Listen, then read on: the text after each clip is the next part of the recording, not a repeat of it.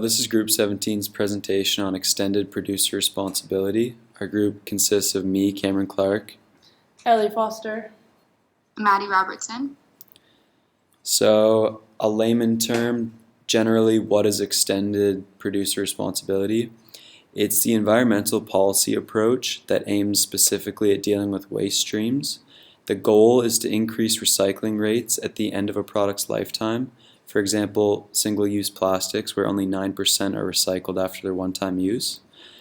So in the EPR, producer's responsibility for a product is extended to the post-consumer stage of its life cycle, as you can see in this little cycle on the right here. The companies can either financially or physically deal with the disposal of the post-consumer items. So in 2006, it was determined that Canadians generated almost 1,100 kilograms of municipal solid waste per person per year. Of this waste, 27 million tons were disposed of into the landfill, and the other 7.7 million tons were diverted waste. When comparing these statistics to that of 2004, there was little to no progress made, both having a diverted waste rate of 22%. In response to these issues, Canada developed a Canadian-wide action plan in 2009 to implement EPR programs and guide Canadians on how to use the provided risk management tools. Although some provinces had already existing programs in place, this plan was proposed to encourage a harmonized plan between federal and provincial authorities. Some of the policies consisted of eco-labeling, standards for recyclable content, green product policies, environmental performances agreements, bans, guidelines, and other educational tools.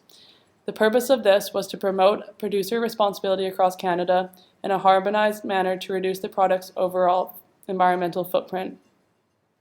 EPR programs are becoming increasingly more popular in Canada due to its ability to incentivize producers to reduce their waste footprint. Ever since developing the national EPR strategies in 2009, only 5 provinces implemented for packaging. These 5 are BC, Saskatchewan, Manitoba, Ontario, and Quebec. So I'm going to do a little rundown on kind of where all the provinces are in their EPR process. So British Columbia was the first jurisdiction in Canada to implement an EPR strategy, which allowed producers to be 100% funded and operated. This is called operational responsibility, in which the brand owners have a large influence on how materials are processed and transported to the market. BC has contributed to set the pace for the rest of Canada and is the only province to receive an overall A score from EPA Canada in 2015. Alberta has yet to implement an official endorsed EPR policy and instrument. Alberta's existing recycling programs are administered by delegated administrative organizations. Although dedicated to their commitment on EPR, Saskatchewan only delivers programs with partial EPR approaches. It's implemented by sometimes including partial government funding and includes social objectives. An example of this is social benefits such as employment. Manitoba has been practicing the adoption and implementation of EPA and continues to do so, with 12 existing programs adopted under the EPA legislation. Ontario was the first province to introduce stewardship/producer responsibility with the Waste Diversion Act. However, it has struggled to facilitate these programs that they had put in place under the EPA legislation. Quebec's commitment to the EPA is facilitated by the objectives of the Residual Materials Management Policy. Quebec has one of the largest variety of materials covered by the EPR regulations in all of Canada. New Brunswick adopted EPR regulations for waste and electronic equipment in 2015. They have one of the fewer numbers of implemented legislation EPR programs and little progress on transitioning operating stewardship programs to more of an EPA approach. Nova Scotia launched a consultation program in 2014 to discuss the possibility of broadening their numbers of materials identified for EPR, however, has little to no progress. Much like the other Atlantic provinces, Nova Scotia's recycling programs for printed paper is operated by the municipalities without help from the industry support. Prince Edward Island has 11 established EPR programs and have been active in keeping their commitment to the Canadian-wide action plan. Newfoundland and Labrador have very few EPR programs and have relatively slow progress at adapting them. How successful are EPR programs in other countries? Canada is a member of the OECD that phase 1 was developed back in 1994. Almost every country has implemented at least one EPR program. These programs vary from country to country due to a number of factors such as waste stream covered, instruments/tools, and how the responsibility is shared amongst the product chain. EPR will continue to be a part of the product of waste policies in all countries involved with OECD. So some pros of EPR programs are that they optimize waste supply and management. This allows firms to identify weak links within the waste supply chain. This allows firms to strengthen the chain and helps them reduce the overall head costs. It also improves modalities from waste management. It allows entities to have a better understanding of how waste should all be disposed of. It also encourages overall sustainability of design products. Some cons are that in some provinces it has been argued that EPR programs have disturbed basic marketing dynamics and competition, resulting in potential job loss. Prices of commodities are raised to compensate for the EPR programs, and it requires government involvement by monitoring and enforcement. So this is a summary of all of the EPR programs that are currently in Canada for beverage containers. So Alberta just has one program, and it's the Beverage Container Collection and Recycling Program, and this is for all beverage containers. In BC, they have two different programs. So they have the Return It Beverage Program, which includes everything except for milk products and alcohol products. And then they have one individually just for alcohol products called the EnviroBeer BC program, and this will be later discussed. In Manitoba, they have a similar program that they have one just for alcohol and they don't have anything for milk. This is the Recycle Everywhere program and the Bottle Return program. New Brunswick has a program that's for everything except for milk containers, and this is called the Beverage Containers Program. In Newfoundland and Labrador, they have the same thing, everything except for milk, the Beverage Container Recycling Program. In the Northwest Territories, they have this similar to Alberta, one just for all beverage containers, and this is called the Beverage Container Program. Here in Nova Scotia, we have a program for everything except for milk called the Beverage Container Deposit Refund Program, as well as we have one for milk called the Milk Packaging Stewardship Agreement. In Ontario, they have one program for alcoholic beverages, containers, and related packaging, and it's called the Bag It Back program. In PEI, they have one for all beverage containers except for milk products, and this is called the Beverage Container Program. In Quebec, similar, everything except for milk products and alcohol products, and this is the Deposit Refund Program. In Saskatchewan, they have for all beverage containers, and this is the Deposit Refund Beverage Container Recycling Program. And in Yukon, they have one for all beverage containers as well, and this is the Beverage Container Recycling Program. And in Nunavut, there is no program currently being used. So we are going to further discuss the EnviroBeer program in BC. So this company is run by BC Brewers Recycling Container Collection Council. The goal of this company is to lead the way and obtain the highest return rate possible. They have taken steps in the right direction and have one of the highest return rates in North America with over 90% return rate and growing each year. The Brewers Distributor Ltd. distributes over 4,000 locations across BC. This group combines their product delivery with their product collection. This company reuses their bottles over 15 times before they get made into a new bottle. So by dropping off and picking up the products at once, they are further cutting down on their carbon footprint by reducing the amount of vehicle transportation to collect the recycling process. This method also reduces the cost of recycling products as they are spending less money on fueling their delivery trucks. So we can see here in this graphic how they further cut down. So they cut down 86,000 tons of greenhouse gas emissions. They took 18,695 cars off the road. 199,108 barrels of gas were cut down as well. And this is a little graphic of the process that the company takes. So the brewers fill up the bottles, they get put into a truck, and they're delivered across British Columbia, as I said, to 4,000 different locations. So they're put on the shelves, and the consumers will pay 10 cents for a bottle deposit. And so once they're drank, the empty bottles are returned to the retailer deposit for the full 10 cents deposit. And the distributor picks them up as they're dropping off new bottles to the location, and those bottles that they picked up are further used 15 times before they're made into a new bottle.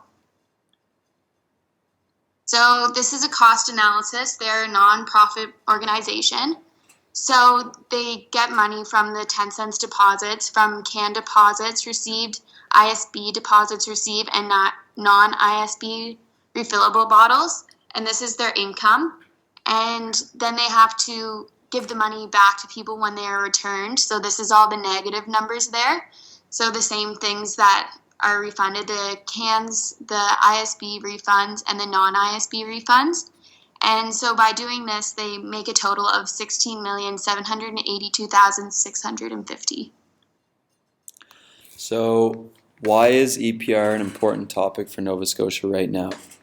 So it's fair to say that somewhat recycling trends in the US and Nova Scotia would be similar. So I found this graph here on the left which shows in this darker blue color here, this is the recycling trends.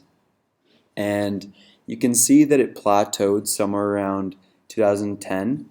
But the Coast says that Nova Scotia recycling efforts actually plateaued 15 years ago, meaning that there's been no increase in recycling. However, there has been an increase in the amount of garbage going to landfills every year. So, therefore, further policies and incentives are required to be put in place by the government to increase these recycling percentages. They've tried clear bag policies and put millions in funding for recycling plants, and the consumers are still sending recyclable products to the landfill. Nova Scotians are paying $25 million per year for printed paper and packaging, which is another huge reason why EPR is important for Nova Scotia right now. So what are the advantages of increasing the EPR programs within this province? So here's a quote from the Environment and Climate Change Minister Tim Hallman.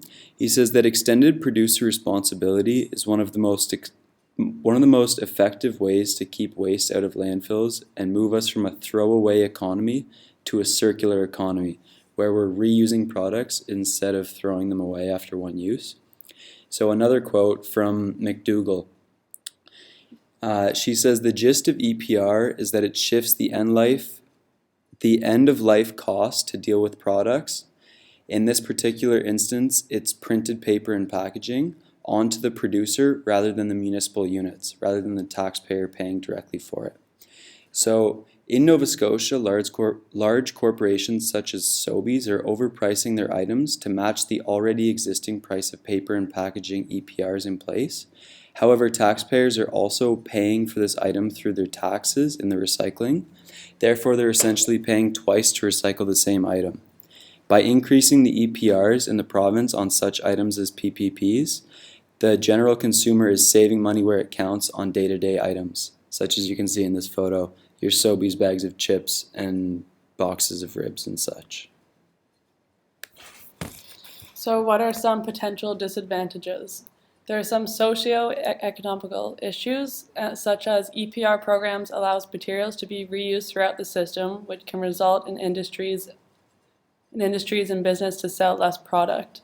There's also an accessibility disadvantage, because can all the little towns in Nova Scotia have access to the same services as larger communities?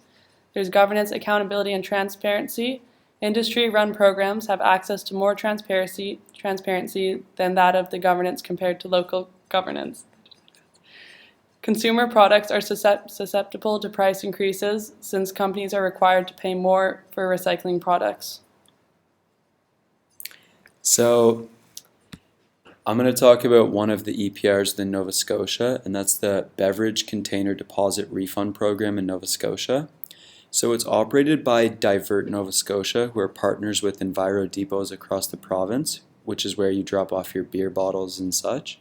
So when an item is purchased, a deposit is made at the counter on each bottle by the consumer. As you can see in this table here, for non-alcoholic products, you're paying 10 cents per deposit and you're getting 5 cents back. And for alcoholic products under 500 milliliters, you're paying 10 cents per deposit, and over 500 milliliters, you're paying 20 cents per deposit. So in Nova Scotia, we have a half-back system in place, which is where when you return it to that depot, you get half your deposit back. And whether or not the consumer chooses to return the beverage container for that 50% back is up to them. So the next question you could ask is, what happens once the container is given to the bottle depot? So here's just a flow chart of what happens once the consumer pays for his bottle.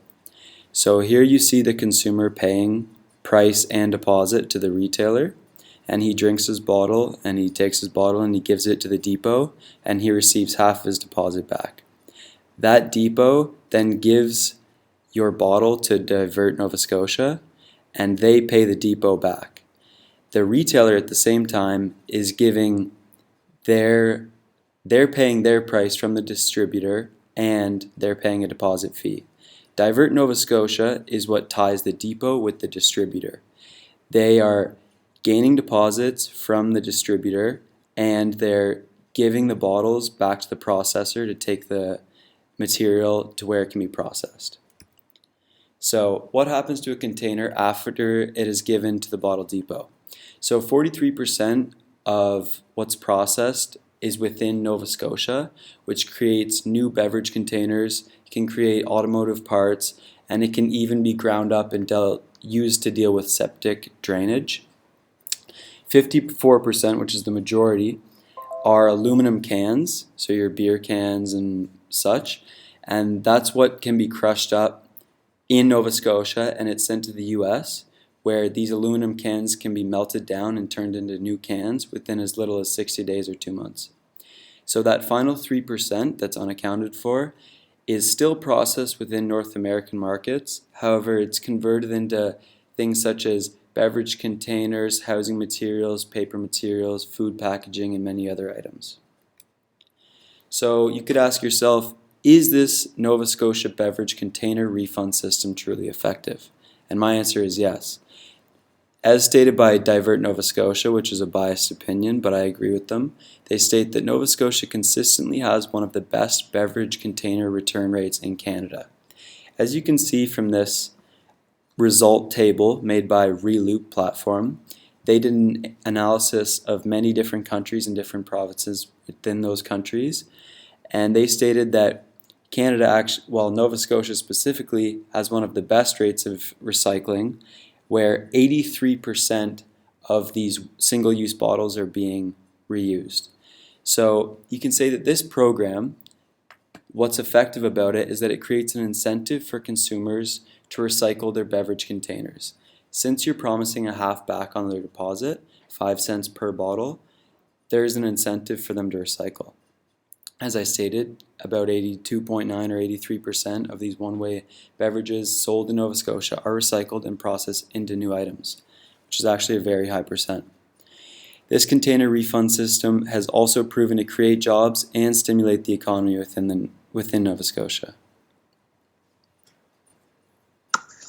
So, in conclusion, the EPR Canada was developed in 2009 with the purpose of promoting producer responsibility across the country in a harmonized manner to reduce the product overall environmental footprint. Canada is developing more and more EPR programs, however, some contain inadequacies. British Columbia has set in pace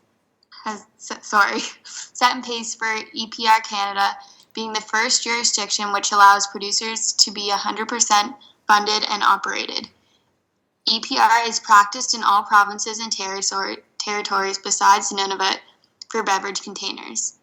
EPR has the possibility to better impact the environment in many ways, such as saving greenhouse gases, oil consumption, car emissions, and by participating in a combined pickup bottle drop-off like Brewers Distributor Ltd. in BC, or bottle depots such as Divert, Nova Scotia. Nova Scotia is a dire need of proper EPR system, so resolve their issues with taxpayers doubling paying for packaging and printed paper. Nova Scotia's beverage container refund system is proving to be very effective as it provides the public with a financial incentive to recycle their single-use containers. Although there are still improvements to be made within Canada EPR system, to date they have demonstrated positive impact in Canadian recycling. Here's our And references. these, Thank and you these everyone are for our watching. references. Go, Maddie. What? Go. And these are our references here. And thanks for watching.